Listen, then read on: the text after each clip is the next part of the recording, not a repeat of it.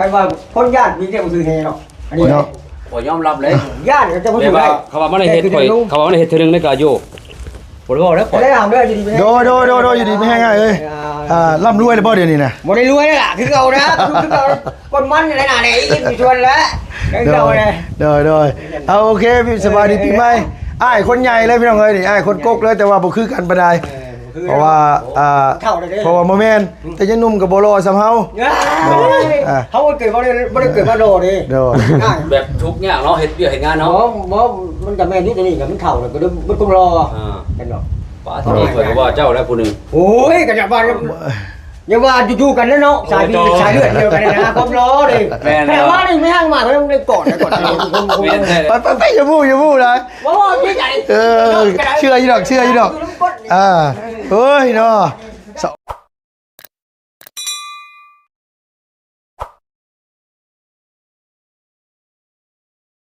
ไอ้ดี ล่ะพี่น้องเอ้ยเนาะกลับทักทายสบายดีเด้อพี่น้องเด้อแต่งตัวละล่อนี่บ่ได้ไปในเมืองในนาเด้อพี่น้องเอ้ยสิพาน้องไปหากินป่าอยู่นาพอได้เว้ากันไว้แล้วเนาะพี่เนาะพอดีแหละ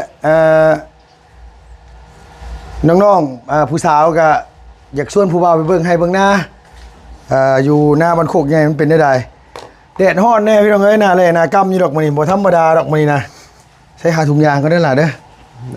เห็นแล้วไปหน้าไปเห็นอย่างวะที่เป็นปลาต้องมีเสือบ่ เป็นป้าต้องมีเสือได้พกเสือไปน้ำโดยนี่มันไปปลายังไม่ได้กินดอก ฮะบ้าเป็นอย่างคือสิบริกินเอามาในห้ำปองนะกันโตแล้วได้แต่ว่าบางทีอะได้เอาปิดไว้แล้วได้ละโดยกำลังสิไปปลาพี่น้องเอ้ยไปหากินปลาอยู่ปลาก่อน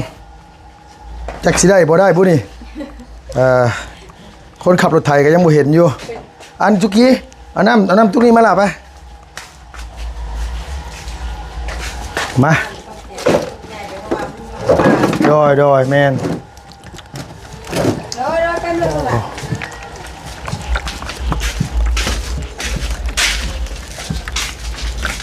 เพิ่นอยากกินน้ำเฉพาะ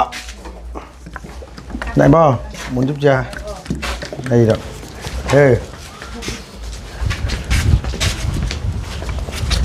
เอาวิโก้ไปได้พี่น้องเอ้ย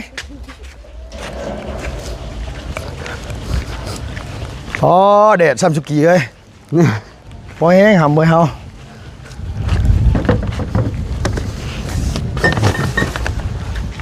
วางสิพี่ก็ได้ล่ะ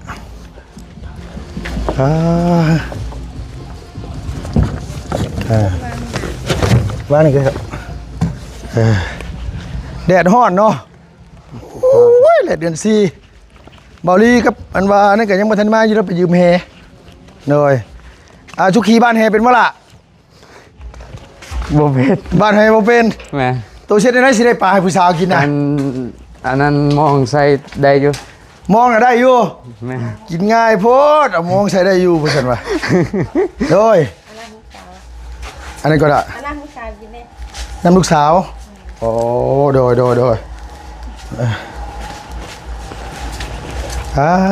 ตู้แต่งตัวเซ็กซี่เถอะเฮ้ยโดยป้าเอาน้ำไปกินกันลูกมาเอาน้ำกินน้ำมาโอ้งามเถอะวะโอ้ยหน่อยจะกินเฟอบ่โดยให้เอื้อยซื้อมาให้สวัสดีป้าดุ้งเลยลูกสวัสดีป้าดุ้งกันลูกแล้ว แม่ที่โทรศัพท์ด้วยจ้ะมาจับโทรศัพท์กันมาทู่เจ้าโดยสบายดี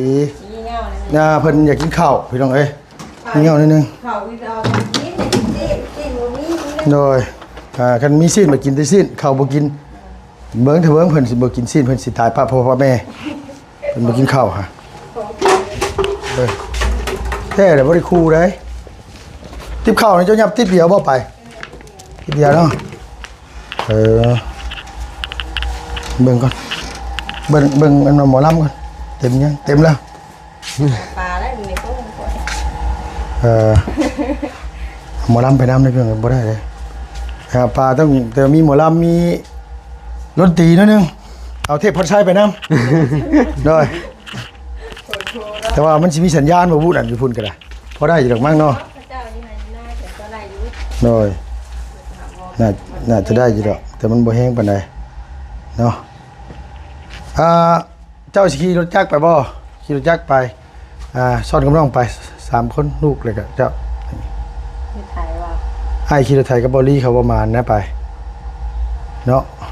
นั่นจะเท่าน้องอยู่ที่บ้านเท่าอยู่ที่รถเขาไอ้ปลายก็ได้ โดย มึงกันก็มึงกันไอ้ปลายโดนไปบ้างไหม ไปละมุกข้างล่างครับกูว่าไปกินปลาได้พี่น้องเอ้ยไม่ธรรมดาได้คนบ้านนี่เนี่ย ปลาอยู่บ้านป่วยหมดละ ฮะ ปลาอยู่บ้านป่วยเลย จังหวะมีความสามารถเอามันบ่ล่ะ แต่ว่าฉันไม่ได้กินปลาใช่ไหมวะ ฮะไม่กินปลากับไม่ได้กินนะไปม่วนชื่อนั่นไล่น้ำโตก็กิน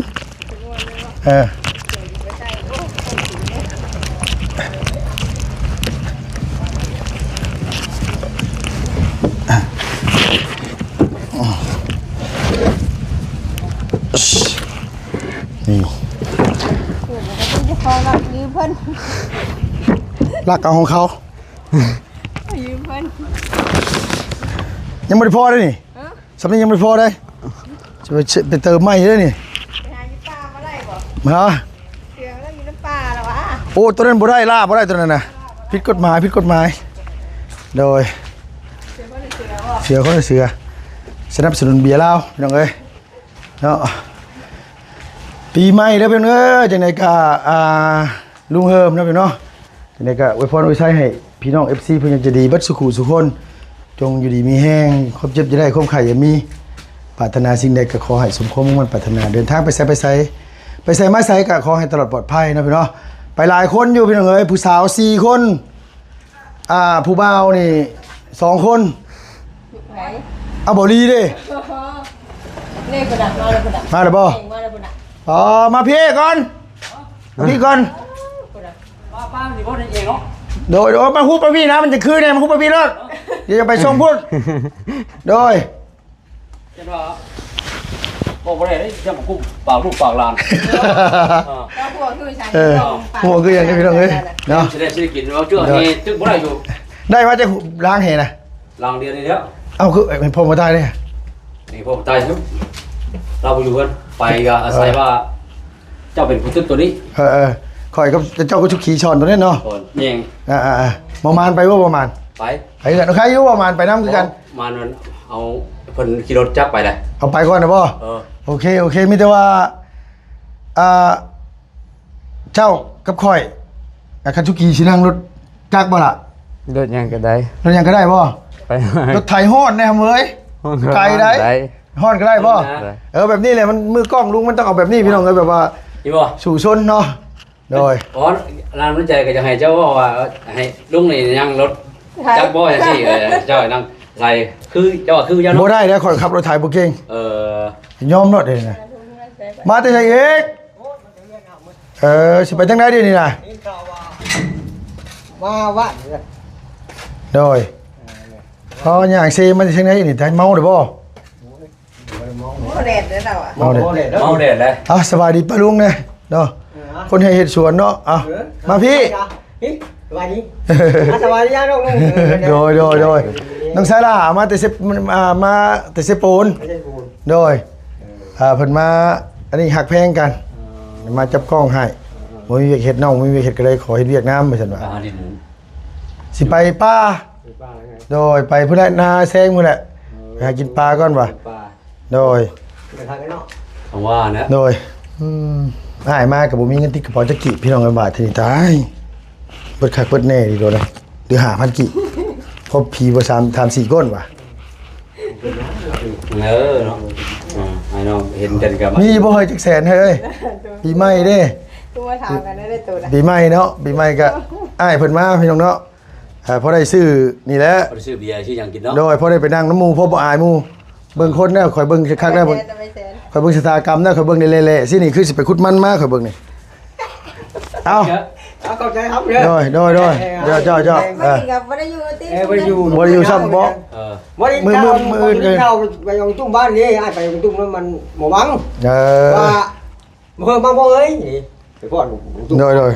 มาเนี่ยจะพูดไปดินมาเรากินเหรียญไปเบ้าอะไรอ้ายกันเช่นนะ โอ้จะแจ้งหมดเลยหมดแจ้งหมดน้องไฟน้องชาย เอากระเบะมาดิ ถามอยู่ว่าชองคืนช้อนเขาเฮ็ดน่ะ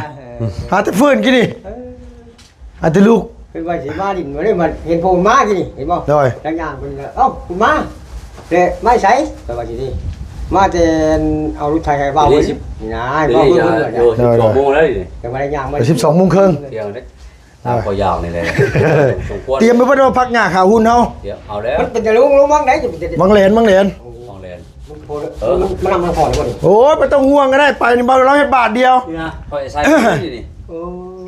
แย่ ได้เนาะ โดย พอเดี๋ยวนี้ช่วงนี้มันก็โยมเดี๋ยวรู้มันแดดมันยังปีงมันคอนลงแต่ปีงยัง ยังมียังไม่ยามเลยปีไงไร ปีจับได้ด้วยคือจะเลี้ยวเลย โอ้แม่โอ้ ขออนุญาตทุกอย่างเอาดิ ปีนี้เพราะว่าเจ้าปีย่านแต่เขาอยู่ได้อยู่ ขอทุกปีขออนุญาตดิ ใครว่าคนย่านปีเจ้าซื้อเฮเนาะอันนี้ ขอยอมรับเลย ย่านเขาจะมาอ เลย ยู่ ว่า ได้ เขาว่ามันได้เฮ็ดข่อยเขาว่ามันได้เฮ็ดเทื่อนึงในกาโยบ่ได้บอกแล้วข่อย ได้ทำเรื่องดีๆ โดยอยู่ดีไม่แห้งง่ายเอ้ยร่ำรวยเลยบ่เดี๋ยวนี้นะ บ่ได้รวยล่ะคือเอานะคือเอาคนมันอะไรน่ะนี่ยิ้มชวนแล้วคือเอาเลย โดยเอาโอเคพี่สบายดีปีใหม่อ้ายคนใหญ่เลยพี่น้องเอ้ยนี่อ้ายคนกกเลยแต่ว่าบ่คือกันปานใดเพราะว่าเพราะว่าบ่แม่นแต่ยังหนุ่มกับบ่รอซำเฮา เขาเกิดบ่ได้เกิดมาโดนี่ โดย แบบทุกอย่างเนาะเฮ็ดเวียกเฮ็ดงาน เนาะ เนาะ มันจะแม่นนี่กับมันเข่าเลยก็มันต้องรอ กันเนาะ ป้าที่นี่ข่อยก็ว่าเจ้าแล้วผู้นึง โอ้ยกันจะว่าอย่าว่าอยู่ๆกันนะเนาะสายพี่สายเลือดเดียวกันนะครบล้อเลยแต่ว่านี่ไม่ห่างมากก็ต้องได้กอดก่อน ไปอย่าพูดเลย ว่าพี่ใหญ่ เชื่ออยู่ดอกเฮ้ยเนาะสะอ่อนเด้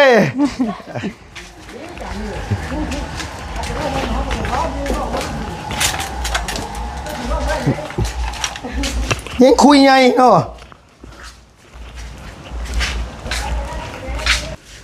ห่อนซ้ำเอาเสือพวกหัวน้ำมีบ่เสือมีหมวกมีแพรบ่อันนี้แพรเอื้อยตัวฮะ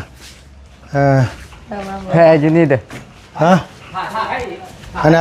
ห้องน้ ผ้าแพรบ่อันนี้ก็ เขาว่าเนี่ยฝ่ายดังแล้วปะ แม่ รุ่นนะเขาคือว่ากินเธอจริง โดยไปเนาะนี่จะว่าเจ้าก็บ่ได้เจ้าขี่รถบ่เจ้า เมื่อได้ขี่รถเต็มเท่าน้องเจ้านะ เพิ่นกินกันได้ปะ มาพี่น้องเอ้ยเห็นว่าเอาเงินมาในลาวสิไปซื้ออันเสือกับน้ำก้อน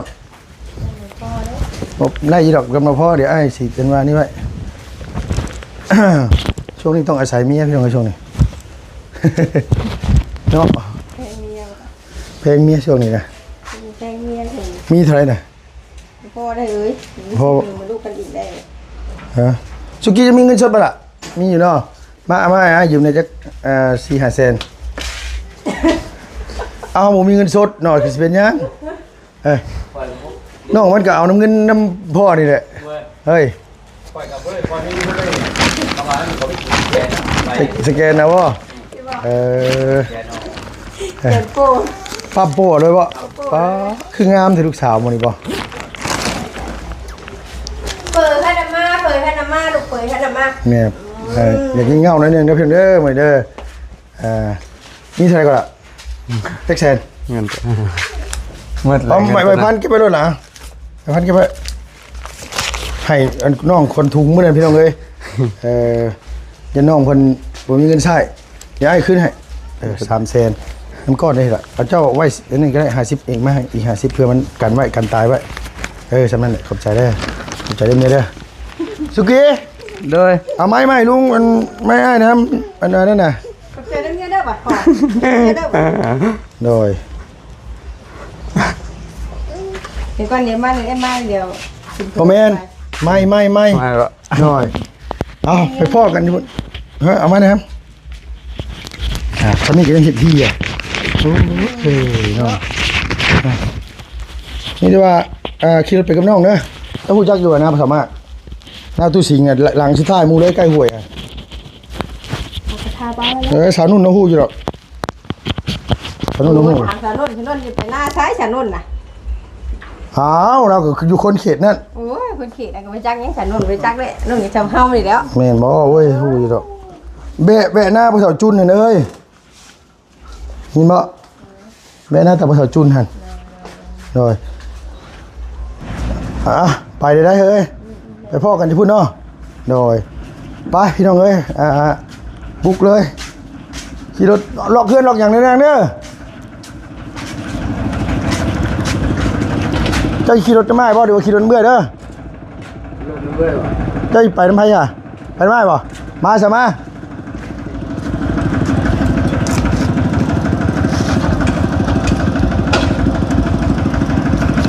ผมเคยขี่เลยดิ ผมเคยขี่ป่ะ ไม่ มัน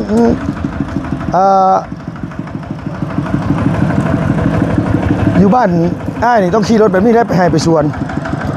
เพราะว่าหน้าทางมันบ่ค่อยดีปานใด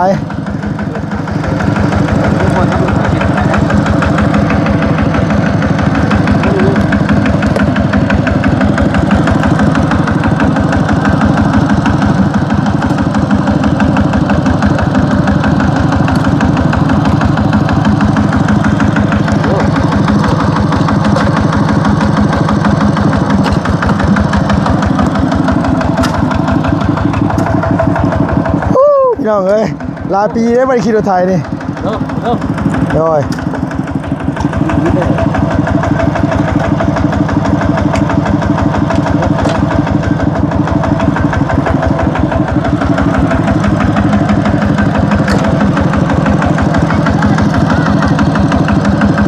โอ้ยให้กระเต็กกูข่อยขอเบิ่งนี่ได้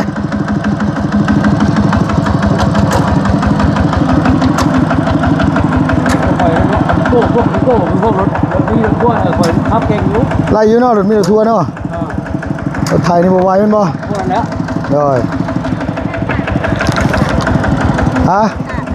เอามาพี่น้องเอ้ยไปรุ่นกันเบิ่งว่าสิได้กินบ่หอบลูกหอบหลานไปเบิดทุกคนมื้อนี้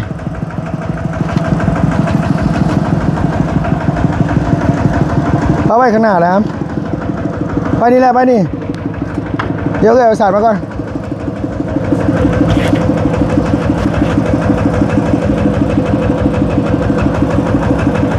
บ่ยาวบ่บุญอันว่าบ้านป้าเพิ่นบ่ได้ไปแต่บ่ยาวกับเมียเห็นว่าบ่บุญแล้วยากลูกปูแล้วทำปูนี่ปูนั่งนี่ อันนี้พูดว่าพี่ฉันเอานี่ ได้อยู่ได้อยู่เดี๋ยวค่อยสิเอานั่นตันไว้ไปขึ้นมาโดย แม่นี่คือจังเหรอ แม่นบ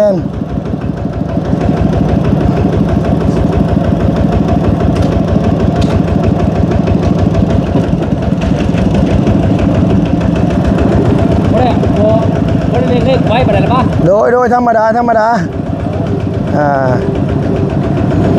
ค่อยๆไปแล้วแต่ว่าก็ให้มันไวกว่านี้เนี่ยก็ดีนิดนึง ทางด่วนเนาะ ทางด่วนเนาะเคยนั่งไว้สุขี่รถแบบนี้ล่ะฮะบ่เคย นี่จะขี่รถจักรไป รถจักรมันเอาตู้ไปบ่ได้ป่ะนี่นะ ก็ได้ที่ไม่ได้ก่อน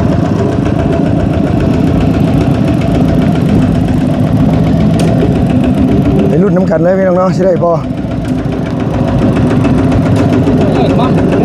เฮ้ย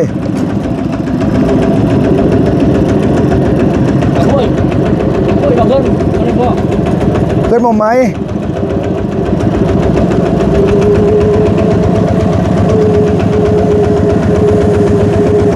ใส่เก่งกระสันไปช้ำห้อนช้ำเนาะพอแห้ง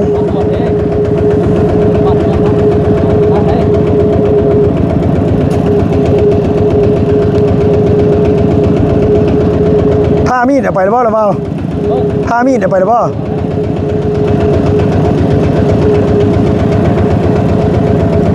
อันนี้เคลื่อนย้ายนี่นะยังไม่เท่าไอ้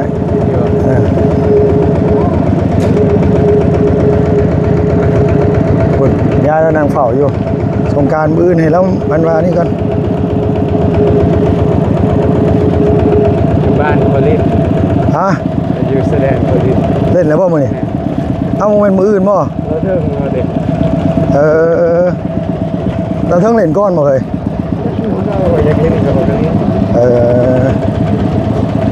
ทายสูง ไปหากินปลาไปหน้า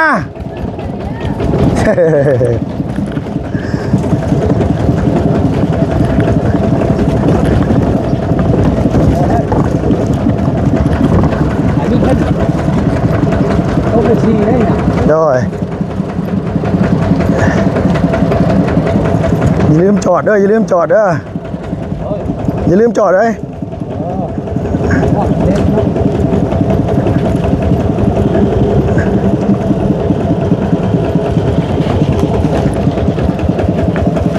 ไปลงไปเอาน้ำก้อนก่อนเอากระติกไปน้ำไปน้ำ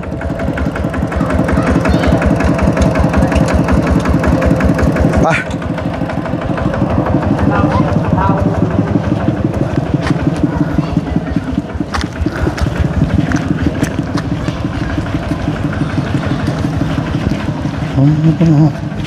พี่น้องเลยห้อนอีดีโลหามีเบียร์เป็นล่างอยู่มาล่ะเอามีเบียร์แก๊สป่ะ เฮ้ย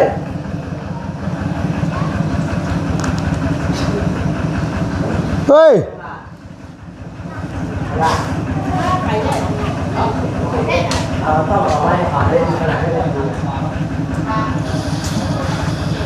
จะจุดล่างถามเอาไปเพิ่มแน่เพิ่มจะสอบตรงนั้น ฮะ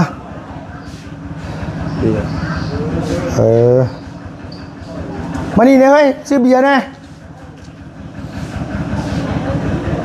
ไปหากินปลาแต่ว่าเอาหัวเสือไปน้ำยังว่าอยู่เนี่ยจะได้กินไม่ได้กินโดยโอ้บริโภคสบายดีปีใหม่เด้อโดยใช่มาสามีเธอไปใช่น่ะหลังบ้านโอ้น้ำก้อนนั่นว่าให้เต็งเนาะนะน้ำก้อนนั่นว่าถุงเท่าไรเอ้ยน้ำก้อนเอาจัก3 ถุงก็ได้ฮะ3 ถุง3 ถุงใส่เบิดบ่เนาะจังว่าทุบก่อนนะเฮ้ยทุบก่อนนะโยทุบให้มันละเอียดก่อน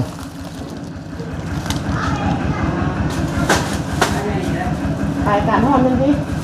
ไปเล่นน้ำแล้วสกัดฮ้อนมือยังเล่นสงกรานต์ว่ะมันนี่เป็นเล่นน้ำอยู่ห้วยก่อนมาเลย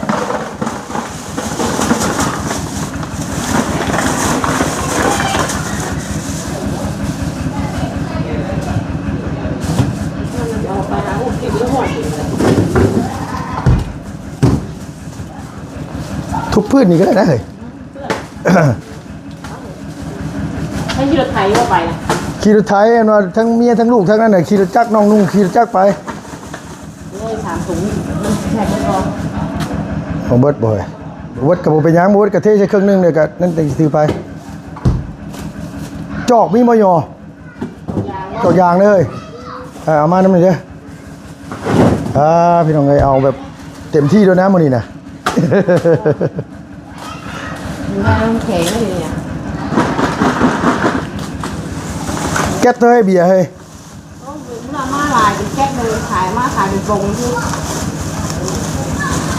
โอ้ยเป็นแก๊สติเอาแก๊สน้อยเด้อข้างล่างน่ะแก๊สน้อยน่ะอันแก๊สน่ะ นี่ทำไมขนาดนี้เดี๋ยวคนละมัน เอาแก๊สนั่นนะแก๊สนั่นตัวอันแก๊สตัวนั้นน่ะอันเช่า4 ปองหั่นเนี่ย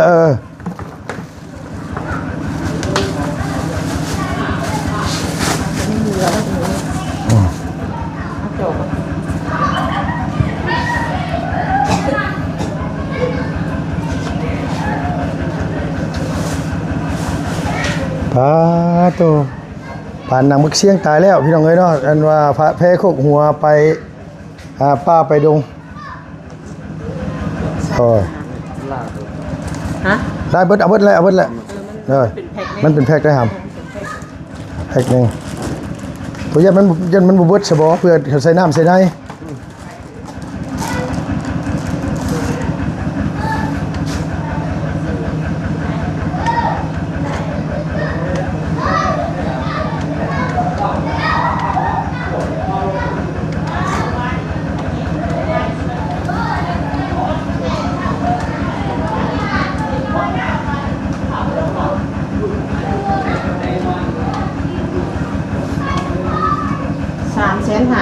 3,500,000แก๊สนึงเนาะแก๊สตัวใดตัวน้อยหรือตัวยาว ตัวน้อย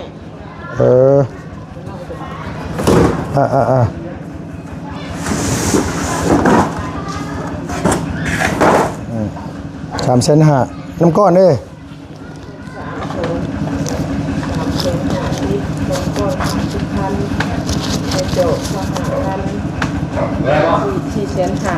4,500,000 อันห้ำ เอาใบพันมา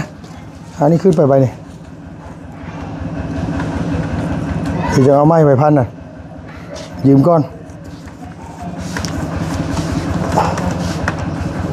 400,000ก็มาทำ อ่ะนี่ฮะ ไปเซียนมายังมื้อ ข้างบนมี นี่เนาะ มี คนไทยเท่าไหร่ได้ แปด6,800,000แม่นแต่ว่าชิโน่น่ะ6,850,000 อยู่บ้าน700,000 ฮะ อยู่บ้าน700,000 ที่วัน700,000ว่ะ เอาว่ามันขึ้นลงอยู่ว่าหันจีนที่เป็ด บ่ถึงถามน้องวันไหนเมื่อกี้ถึงโทรถามเลยนะ6,850,000ตัวก็ไล่6,800,000ก็ได้ 8เนาะ 6,800ตัวกระท่อนนี่ถึง300,000แม่น แม่นน้อย บ้านน่ะอีนี่ 400,000ก็5,000แล้วว่ะ บาท ถึงให้1,000นึงกับ5,000กีบ มีแสดงดินใส่ ใกล้ มี นี่ เดื เนาะ อนกีบนะ แม่นบ่แม่นถึงให้ตัว เนาะ 6,850,000ตัวเมื่อกี้นี่ตัวไล่4บ่แม่น ไล่ออกได้ตัวนั้นได้ 4,850,000แม่นบ่ เต็งสิไล่ เออ เต็งหมายถึงเงิน อ๋อยังเหลือ3ยังเหลือ3เซน ลูกออก400,000เนาะ กับ5,000 นี่เหลือ2,800แม่นเลย เหลือ2,800แม่นถึก แม่นบ่ ถึกบ่แม่นเหลือ3,800ได้เหลือ3,800ตัวขาดทุนได้ถึงก็ไล่ผิดไล่ถึกเฮ้ยหาแต่ลูกที่นี่ กันได้จังไรน้ำกันนะ60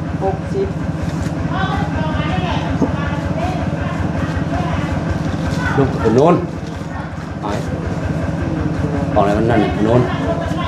โอเคถึก สมมุติว่าถึงไรเนาะ โดยถึกแล้วย่อถึกแล้ว เราเต็งอยาให้ฮู้นำกัน โดย 80,000นี่ โดย หักออก400,000เนาะ ชื่อแม่นให้ออก400,000 หักออก400,000 ถึกแล้วแม่นโอเคแม่นติงเอาให้ตัวละ 5,000โดยไปมานี่เอาแม่ ไปทางไหนไปทางไหน ไปป้า ได้เนาะอื่นเนาะ เอาแม่ตู้ยกไป อื่นไม่ได้ไปทางไหนได้เนาะจังหวะนั่นแหละ ไปกินปลากันพอไปเว้ย ไป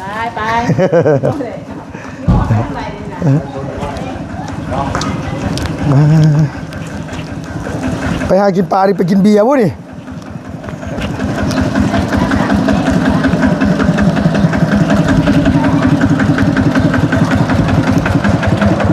โอเคสบายดีป้าลุงเลยเด้อโดยไปพบพ่อกันเพื่อนพี่น้องเอ้ยหาปลาเพื่อนสบายดีปะล่ะ